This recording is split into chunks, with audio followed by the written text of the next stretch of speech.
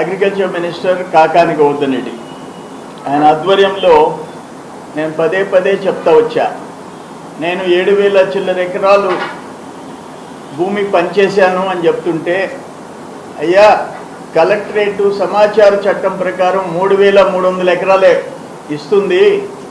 నువ్వు 7,000 ఎకరాలు పంచి ఉంటే నిజాయితీగా ఆ మండల ఆఫీసుల్లో, మండల ఎంఆర్ఓ కార్యాలయాల్లో డిస్ప్లే చేయండి.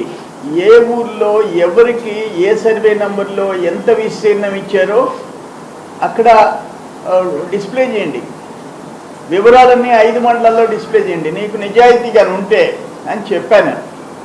ఈ రోజుకి దానికి ధైర్యం చేయలేకపోతున్నాడు. కుంభకోణాలు మాత్రం జరిగిపోతున్నాయి.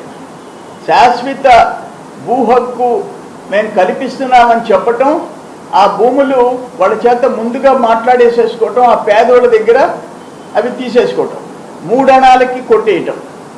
దాంట్లో ఊరికే ఒక జట్లకొండూరు 16 ఎకరాలు హైవే పక్కన ఉంది. హైవే నేషనల్ హైవే ఆనుకొని ఉంది మనుగోలు మండలం.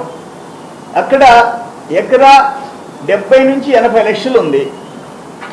మీరు 16 ఎకరాలు వాళ్ళకి సంబంధించిన పేదోళ్ళు సర్వే నా నెల్లూరులో తెలుగుదేశం ఆఫీసులోకి వచ్చి నా దగ్గర పార్టీలో చేరారు.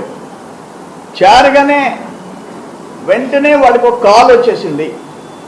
ఏమనంటే, మీరు చేరితే మళ్ళీ దాన్ని పీఓటీలో పెట్టేస్తాము, లేదంటే మీరు చేరబాకండి, కొద్ది రోజులు ఆ రిజిస్ట్రేషన్ అయిపోద్ది అని కాకాని గోవర్ధన్ రెడ్డి అల్లుడు తరఫున ఒక మీడియేటర్ మాట్లాడింది. ఈరోజు ఆడియో మీకు వినిపిస్తా.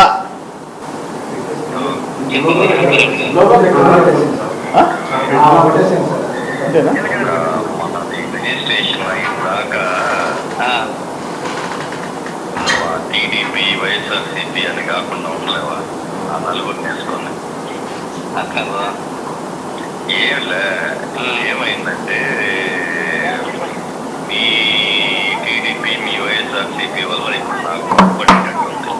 ఎందువల్ల ఇప్పుడు మీ ఊళ్ళో ఎవరు టీడీపీకి పోయారంట, కొంతమంది వైఎస్ఆర్సీపీ ఆ కాలనీలో అటు ఇటుగా అది ఇష్యూ చిలికి గాలి వల్ల ఆయన మినిస్టర్ గారికి పోయినట్టుంది.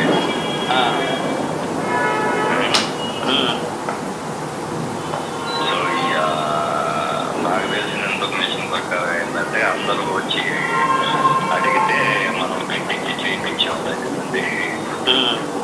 ఇప్పుడు అటు ఇటు వాళ్ళు అటు ఇల్లు ఇటు గందరగోళం అయింది. కాలనీ దాని ప్రొవిజన్ లిస్టులోనే బాధేస్తే పోలేదా అన్నట్టేదో వినికిన్నాను. మళ్ళా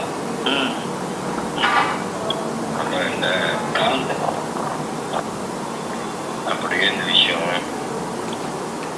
అది నెక్స్ట్ ఏంటంటే, రెవెన్యూ గురించి ఒకవేళ మినిస్టర్ తెలియకపోవచ్చు అనుకుంటున్నాను.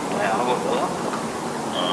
రెవెన్యూ గురించి పూర్తి నాలెడ్జ్ నాకు ఉంది. చాలా వరకు పూర్తిగా ప్రోబిట్ లిస్టులో పెట్టాలంటే ఆయన వల్ల కాదు. కోర్టు ఆర్డర్ ఉంది. హైకోర్టు కోర్టు ఆర్డర్లో ఉంది కాబట్టి దాన్ని మళ్ళీ కోర్టు ఆర్డర్ కాడికి తెచ్చి పారేస్తారు. అన్ని క్యాన్సిల్ లిస్ట్ ముందు అయితే పేర్లు తీసేసి అది ఇప్పుడు ప్రొహిబిషన్ లిస్టులో ఎట్లయితే ఉండిందో అడిగే తీసుకొచ్చి దీన్ని క్యాన్సిల్ చేస్తారు. ఇప్పుడు ఇంకా ప్రొసీడింగ్స్ ఆగున్నాయి కదా ఇచ్చిన లిస్టు. ఇప్పుడు దీంట్లో సుధాకర్ అనే వ్యక్తికి కాకాని గోవర్ధన్ రెడ్డి అల్లుడు మీడియేటర్ ఫోన్ చేశాడు. నిన్న మీరు మంత్రి దగ్గరికి, చంద్రమోహన్ రెడ్డి దగ్గరికి పోయి పార్టీలో చేరారంట. చేరితే మళ్ళీ ప్రొహిబిషన్ లిస్టులో మీ పొలాలు 16 ఎకరాలు హైవేకి ఆనుకొని, హైవే ఫేసింగ్, ఎకరా 70-80 లక్షలు చేస్తుంది. అందుకని దాన్ని మళ్ళీ పీఓటీలో పెట్టిస్తాడు. మీరు కన్నా ఓపిక పడితే తిరిగి మళ్ళీ దాంట్లో అంతా ఉంది, మళ్ళీ నువ్వు మంత్రి దగ్గరికి పోతే కూల్ అయిపోద్ది, ప్రాబ్లం సాల్వ్ అయిపోద్ది, రిజిస్ట్రేషన్ చేసుకుంటాము. అది సారాంశం. అంటే ఎగ్జాంపుల్, ఎకరా ఇంచుమించు దాదాపు అక్కడ 70-80 లక్షలు ఉంది. జట్లకుండూరులో 16 ఎకరాలు, 70 లక్షలు అంటే 11,20,00,000, 14 లక్షలకు కొంటే 2,24,00,000, ఇంచుమించు 9 కోట్ల రూపాయలు. దీంట్లో మంత్రి గారి అల్లుడికి ఈ 16 ఎకరాల పేదోళ్ళ భూముల్లో 9 కోట్లు ఆయన తీసేసుకోవాలా. ఆ పేదోళ్ళకి ఎకరా 14 లక్షలు ఇవ్వాలా. అది ఈరోజు జగన్మోహన్ రెడ్డి కోరిక. నేను శాశ్వత భూ హక్కు చట్టం చేస్తాను, 20 ఏళ్ల పైన పొలాలు ఏదున్నా వాళ్ళు అమ్ముకోవచ్చు, కొనుక్కోవచ్చు అంటే వైసీపీ నాయకులు ఈ విధంగా కొనుక్కోవచ్చు. అదొక ఉదాహరణ. రెండోది రామ్దాస్ కండ్రిగా, ఈ 2 సర్వే నంబర్లో 100 చిల్లర ఎకరాలు ఉంది.